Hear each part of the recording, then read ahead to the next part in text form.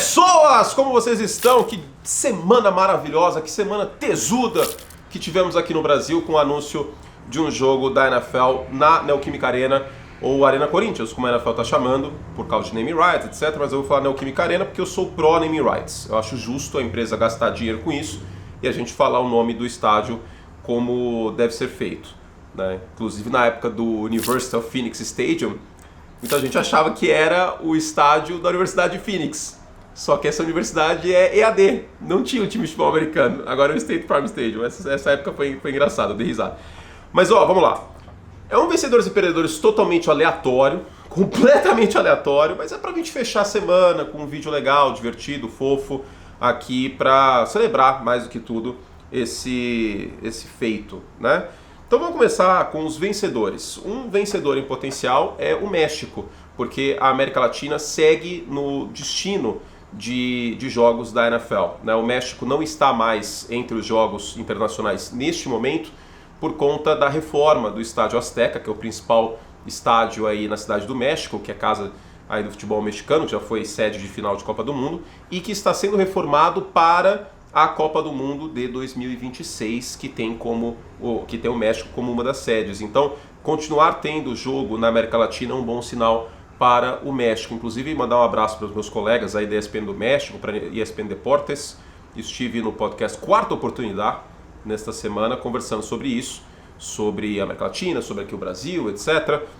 Arranhei um portunhol feio, confesso, mas acho que deu para se comunicar legal, né? Não sou fluente em espanhol, fiz o meu possível, fizemos todo o estrago que podíamos, né? Outro vencedor é o Miami Dolphins, que não é certeza, claro que serão os Dolphins que terão jogo no Brasil na próxima temporada, mas eventualmente, se continuar a ter jogo aqui, acho que vai ser o caso de ter o Miami Dolphins, porque os Dolphins, neste momento, são o único time com o mercado consumidor brasileiro, tá? Fazer um parênteses aqui. Não necessariamente um time que tem os direitos de marketing do país não é vinculativo, isso que seja aquele time jogando naquele país. É uma tendência. Por exemplo, os Chiefs tiveram a Alemanha e jogaram na Alemanha.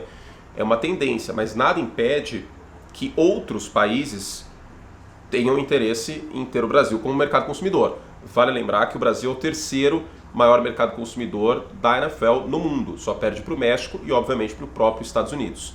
É claro que a NFL foi para a Europa antes, por uma questão de poder aquisitivo e tudo mais, proximidade linguística com a Inglaterra, mas os Dolphins acabam sendo vencedores porque hoje é o time com direitos aqui para o Brasil. Outro vencedor são os fãs do Detroit Lions no Brasil. Por quê? Porque o mandante desse jogo, tudo indica, é um time da Conferência Nacional. Então, se a gente pegar o calendário dos Dolphins, contra quem que os Dolphins jogam no ano que vem fora de casa? Seattle Seahawks, Los Angeles Rams e o time que ficar na mesma colocação que Miami em sua divisão norte da Conferência Nacional. Ou seja, se Miami vencer a divisão, pega o primeiro colocado da NFC Norte, o Detroit Lions. Pode acontecer dos Lions não vencerem a divisão? Acho muito difícil. Pode acontecer dos Dolphins não vencerem a divisão? Aí é um pouco mais plausível que ainda tem um confronto entre Dolphins e Bills. E aí se os Dolphins ficarem em segundo, pegam o segundo da NFC Norte. Então você, torcedor dos Packers, torça bastante pro Buffalo Bills nas próximas semanas. Basicamente é isso. Mas quem é torcedor de Detroit aí tem uma chance boa, talvez, de ver os Lions aqui no Brasil. Vamos ver o que vai acontecer, mas não dá pra cravar. Próximo vencedor são as churrascarias brasileiras. Porque nesse último podcast que eu fiz aí, o Quarta Oportunidade, depois a gente desligou, tal, o pessoal começou a falar de churrascaria, tal, pá. E aí foi mencionado o Porcão, que foi patrocinado aí, o Renato Gaúcho foi patrocinado pelo Porcão nos anos 90, mas frise-se que não é uma churrascaria aqui de São Paulo, né? Houve uma certa confusão, porque o Tom Pellicer anunciou um jogo em São Paulo com uma foto do Cristo Redentor, né? Mas o Cristo Redentor não está em São Paulo. Temos aqui a belíssima estátua do Borba Gato e não o Cristo Redentor. Põe o Borba Gato aí, André. Esse vídeo ficou a galhofa total, mas tudo bem.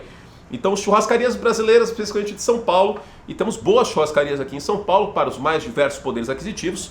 Eu, obviamente, não vou citar nenhuma delas, porque eu não estou ganhando um centavo nem do Barbacoa e nem da Fogo de Chão e outras churrascarias aí que eu poderia citar também. Tem o Rodeio também, só para citar algumas aqui boas. Em São Paulo, todas são muito caras, não dá para ir toda hora. Lando Norris estava no Barbacoa esses tempos aí na Fórmula 1. Mais um vencedor, nossos hermanos de Sudamérica, que coisa maravilhosa, porque nesse último mês de novembro, eu fui no sábado na Sprint Race lá em Interlagos, no GP de São Paulo, e eu ouvi bastante espanhol lá. Tinha muito fã mexicano, até por conta do Sérgio Pérez, e fizeram a viagem para o Brasil. Muitos fãs argentinos, e dá para reconhecer, né, o sotaque portenho em relação ao sotaque do mexicano e tudo mais, e também pelos pronomes, né, por conta do tu, do vos, os te, depende muito do lugar, eles falam de um jeito ou de outro, mas enfim. Então deu para pegar uma pescada ali, e o argentino fala espanhol muito rápido também, diga-se, é bem difícil às vezes entender o que eles estão falando, daí eu tenho dificuldade às vezes. Enfim, então os fãs também, não só do Brasil, mas da América do Sul, que vêm para a corrida Interlagos, os fãs de NFL da Argentina, os fãs da NFL do Chile, Peru, Bolívia e tal, Colômbia, poderão vir aí ao Brasil. No caso da Colômbia, acho que é mais fácil voar para Miami, né? É meio que aqui distante, mas de qualquer forma, Argentina, Uruguai, Chile especialmente, vão ter uma boa oportunidade aí. Seguindo, essa aqui é boa, vamos continuar na gastronomia. A minha analogia, essa eu tenho carinho, hein? Vocês sabem que eu sou aí um completo idiota, né? Se tem uma coisa que todos os brasileiros que gostam de futebol americano concordam, que Anthony Curti é um total e completo idiota. Concordamos nisso. E eu tenho um carinho muito grande pelas analogias estúpidas que eu crio. A que eu mais gosto é a do jogo da feijoada. Eu amo essa analogia. Ela foi criada um tempo atrás no jogo dos Packers, que eu comentei. E, cara, a linha ofensiva dos Packers naquele jogo, ainda na época do Aaron Rodgers, se eu não me engano foi contra os Chargers ou contra os Jaguars, agora eu não lembro quanto foi. E eu queria essa aí no ar. Eu falei, parece que os Packers bateram uma feijoada no restaurante brasileiro que tem aí e foram pro jogo. Agora, um desses dois times se jogar mal, essa analogia vai ser simplesmente assim, vai encaixar de um jeito que eu nunca vi na minha vida. O que me lembra da música Relaxa, se não encaixa, que tocava na banheira do Gugu. Acho que os americanos iam ficar muito chocados se ainda existisse a banheira do Gugu aí em 2024, mas não existe mais a banheira do Gugu. De qualquer forma, voltando, a analogia do jogo da feijoada será mais real do que nunca. Se um dos times não jogar bem, poderemos afirmar categoricamente, sem medo de ser feliz, sem medo de errar, que a equipe em questão bateu uma feijoada em São Paulo e foi pro jogo. Coisa maravilhosa. E por fim, último vencedor em específico, o goleiro Cássio, que certamente terá acesso privilegiado. Para quem não sabe, o Cássio, que é o irmão perdido do Trevor Lawrence, coloca a foto dos dois aí junto, André, coisa impressionante. O Cássio é mega fã de futebol americano, na moral, tá? Ele estava no jogo dos Dolphins contra os Titans, deu muita sorte para os Dolphins, inclusive, e o Cássio é torcedor dos Giants. Então ele será mais vencedor ainda se forem os Giants vindo para o Brasil, mas não dá para saber. E, obviamente, todos nós somos vencedores, porque poderemos ter a chance de ver um jogo aqui no Brasil. Vamos aos perdedores. Primeiro perdedor, a Espanha, porque Madrid estava na briga para ser sede de um jogo, tá? Então, isso não impede, a própria Judy Bautista, repórter da NFL Media, disse que não impede que Madrid, que a Espanha, seja sede no futuro. Tem alguns times que têm a Espanha como mercado consumidor, como por exemplo os Bears e também os Dolphins, então no futuro pode ser que ainda tenha jogo no Santiago Bernabéu, né, que é o estádio que estava na briga em Madrid. Então a Espanha acaba sendo perdedor, porque o jogo não vai ser lá em 2024. Segundo perdedor, a nossa fatura de cartão de crédito, né, porque obviamente gastaremos dinheiro em meio a isso.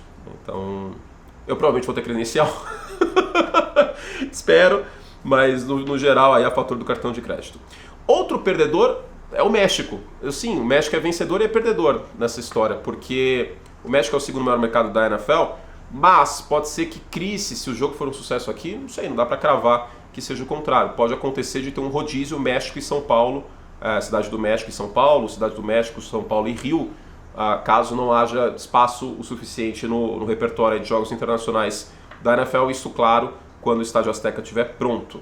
Outro perdedor aqui são os americanos, que estão com uma dificuldade muito grande com a geografia brasileira e localizar São Paulo e Rio de Janeiro. São coisas distintas, assim como Nova York e Boston são coisas distintas, São Paulo e Rio de Janeiro são coisas distintas. Vale lembrar o time de social media também, de vários aí, times, etc., que não há floresta tropical em São Paulo. Temos aí a Mata Atlântica nas proximidades, Serra da Cantareira, Serra do Mar, mas não existe selva aqui em São Paulo. Isso é uma coisa muito importante. Não temos onça andando por aí, também queria frisar isso aí. Não temos Juba Marruá na rua, não está acontecendo.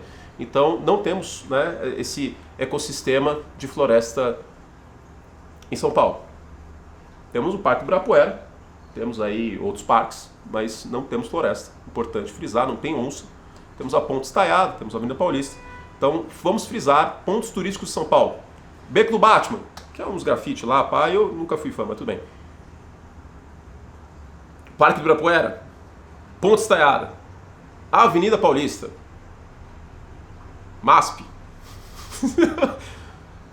O Rio de Janeiro, eu sou paulistano aí, mas o Rio de Janeiro é uma cidade mais bonita. Mas vamos frisar que não tem Pedra da Gávea aqui em São Paulo, não tem Pão de Açúcar, só o mercado, e não tem Cristo Redentor, tá bom? E outra coisa muito importante, se escreve São Paulo, não é São Paolo, tá bom? São Paulo é o estádio do Napoli, time de futebol da Itália. É diferente, ou pelo menos era, eu não sei se ainda é o São Paulo, mas na Copa de 90 era. São Paulo é diferente, não é Paolo, tá bom? Ok. É importante aí, espero que essa mensagem chegue no pessoal nos Estados Unidos. Outro perdedor, se o jogo for numa segunda-feira, existe a especulação de ser um Monday Night Football, um jogo no domingo, mas um perdedor, se o jogo for na segunda-feira, é o trânsito de São Paulo. Você que está no trânsito de São Paulo na hora do rush, especialmente se for um jogo na segunda noite, vai ser uma coisa completamente caótica, o trânsito na Rádio Leste, aqui em São Paulo, rumo à Arena aí Corinthians, a Neoquímica Arena. Então, boa sorte, você que não tem absolutamente nada a ver com a NFL, não vai ver o jogo. Se for numa segunda-feira, boa sorte a todos os envolvidos. Se você não é de São Paulo, recomendo fortemente que você pegue o metrô para chegar na Neoquímica Arena. Você vai usar a linha vermelha do metrô, tá bom? A linha vermelha tem baldeações aí em outras linhas, especialmente na linha azul na Praça da Sé, ok? Informação importante para vocês também. Outro perdedor aqui é o dono do Chicago Bears. Daqui a pouco eu falo sobre, porque eu tô ficando um pouco irritado com relação a isso. E, por fim, o Joe Buck, que eu vou colocar aqui simbolizando todos os narradores americanos, porque se o jogo for numa tarde em setembro e com esses calor doido que teve, o Joe Buck de terno em Itaquera, num calor de rachar, num domingo, ele vai ser muito perdedor. Queria fazer uma observação que eu gosto muito do Joe Buck, viu? Gosto muito dele mesmo, de verdade, um dos meus narradores preferidos lá dos Estados Unidos. Mas por fim, voltando ao dono dos Bears. A NFL expandiu a quantidade de jogos internacionais a partir de 2025 e só teve um time que votou contra isso, que foi o Chicago Bears. E a...